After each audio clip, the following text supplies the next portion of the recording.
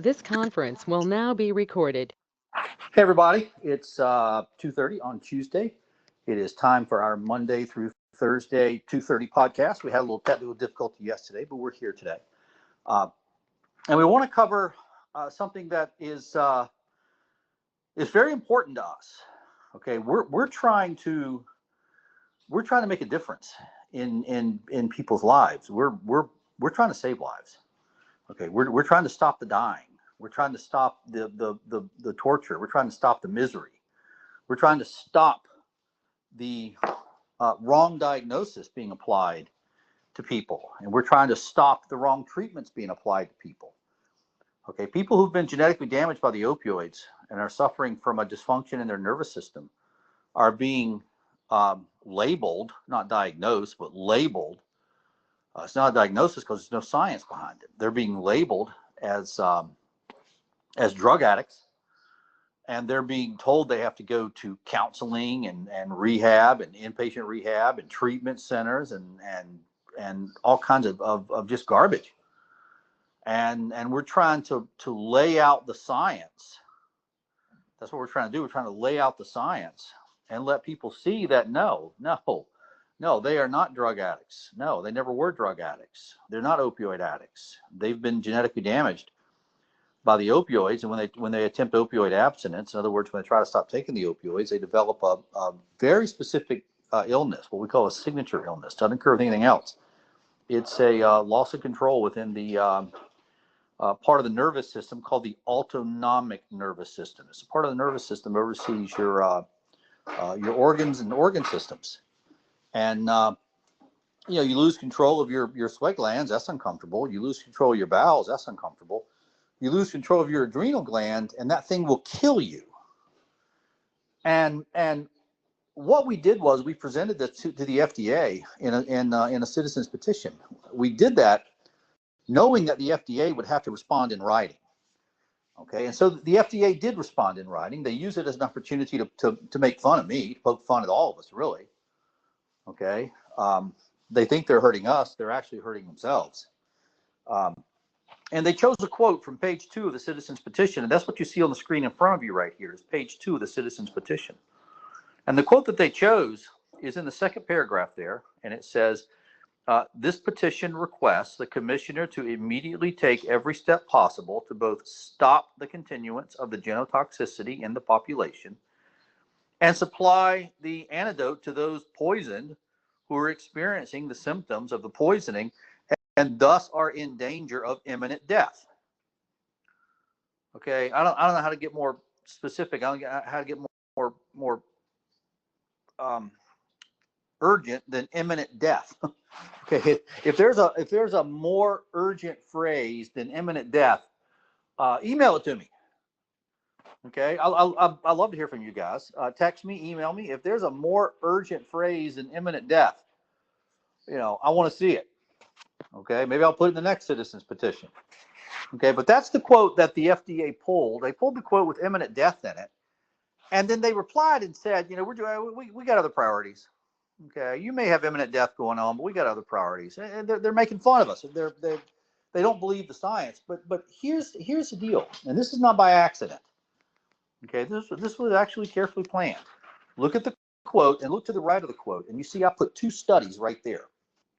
Okay, I have control of the graphics here, and I put 2 studies right next to that quote. The first study is the Delle Study, and the second study is the Keimbaum Study. Now, we covered the Delle Study Thursday. We're going to cover the Keimbaum Study today.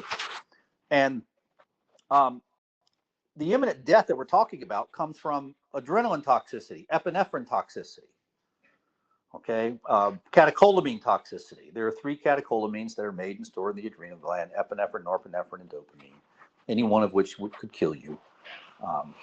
Mother Nature maintains very tight control over the adrenal gland, and when you lose control of your adrenal gland, that thing will kill you. Kill you with a catastrophic cardiovascular event. Kill you with a heart attack or a stroke or rupture your aorta, blow your aorta, but boom. Okay, these people died horrible deaths. These were not, oh, he died in his sleep. No, he didn't. These were horrible deaths. These people were tortured, and that's what we're trying to put an end to. And the FDA is making fun of us. But I wanted to cover the Keimbaum study today because there it is right there. And clearly Carol Bennett, the author of the letter from the FDA, and she's a higher up. She's one of their top attorneys. Clearly, she saw it right there. There's the Keimbaum study right there. Okay, and all you really got to know is just the first few words: profound increase in epinephrine. There you go. Profound increase in epinephrine concentration. Okay, and you got to kind of take these titles with a grain of salt. They're easy to, they're intentionally. I believe they're intentionally structured to be difficult for people to understand. But profound increase in epinephrine concentration. Okay, what Keimbaum did was the simplest thing in the world. He got, I believe it was 11 volunteers from the local methadone clinic. Now, Keimbaum's German. He's a German anesthesiologist. Okay, and the anesthesiologists have this thing called rapid detox, ultra rapid detox, where they put you to sleep with anesthesia while you're asleep. They load you up a Narcan, reverse all the, knock all the opioid off your receptors, and then wake you up. And as if that's supposed to somehow help you. But you can go pay $25,000 and get that done. And what Keimbaum was saying is, hey, we ought to take a look at this, make sure it's safe. Well, you get a profound increase in epinephrine like that, it's probably not safe. No, epinephrine will kill you. Okay, and so what Keimbaum did was took 11 volunteers from the local methadone clinic, brought them into the hospital, put them to sleep with anesthesia. He's an anesthesiologist. That's what they do. They put people to sleep, put them to sleep with anesthesia. And then once he had them put to sleep, he gave them, Narcan, naloxone. It's what you give to reverse opioids. It's what's used in opioid overdoses. You reverse the opioid with Narcan. And he immediately puts people into withdrawal. And what he saw was pretty much identical to what Dell saw in 1990. Keimbaum is 1998. Dell was 1990. Okay, Dell saw a 20-fold surge in epinephrine in the little mice that he put into opioid withdrawal. And Keimbaum saw a 30-fold surge in epinephrine in humans, but humans have a bigger adrenal gland, so that makes total sense to me. And those two studies, the Dell study and the Keimbaum study, they're right there next to the quote that the FDA lawyer pulled. So there's no saying, oh, I didn't see that. Oh, yeah? Yeah, you did. You just chose to ignore it. And that's the point. They're ignoring the science. So that's not my science. My name's not Dell. My name's not Keimbaum. Okay, I didn't do the study in 1990. I didn't do the study in 1998. Okay, Dell was a Swedish study, and Keimbaum's a German study. This is international research. This is published, peer-reviewed international research that the FDA is ignoring. You can't do that. You can't do that. You can't pick and choose what science you're going to believe and ignore what you don't believe. That's not how science works. But remember, and if you don't remember, go and read the Second Citizens Petition. Psychiatry is not a science. Psychiatry is not scientific. Psychiatrists are not scientific people. Okay, psychiatry is based on observations, not science. Okay, science is all about testing the hypothesis. No, that's not what they do. Okay, and those aren't my words. That came right from the father of modern science, Karl Popper, Dr. Karl Popper, who said, hey, psychiatry is similar to astrology. Psychiatry is similar to horoscopes. Psychiatry is similar to mesmerism, but psychiatry is not science. And we're suffering the consequences of that. I could go on and on and on. I don't think, I haven't heard Charles drop on today. Charles, if you're there, let me know. And so I wanted to cover the Dell study we did last Thursday, the Keimbaum study today. Please, if you've got any questions, email me, text me. If you and I always love to hear from you guys. And remember, like and subscribe us.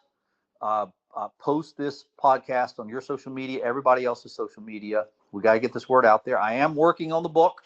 I'm real excited about the book. And one of the things I'm excited about, and Alex, I'm talking partially directly to you right now, is we want to have it on the website. So if you want to send the book, I'm not going to make the book real expensive. All the proceeds go towards filing the first mass tort lawsuits, mainly getting the genetic work done, because without the genetic work, we're posers. We're not, we got to have the genetic work done.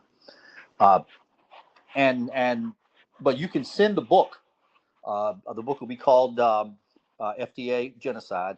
You'll be able to send the book to whoever you want. You want to send it to somebody at the FDA? Well, that's fine. You want to send it to somebody at the White House? Well, that's fine. You want to send it to your representative or your senator? Well, that's fine. You want to send it to the DEA agent that lied and really hurt us badly, well, that's fine. You can send it to whoever you want to. Okay. We'll make that process easy. You just basically buy it. $20, and probably $20 plus shipping, and we'll ship it to whoever you want it to go to. You want it to go to the head of the FDA and let them know what they did to you? Sure, we can do that.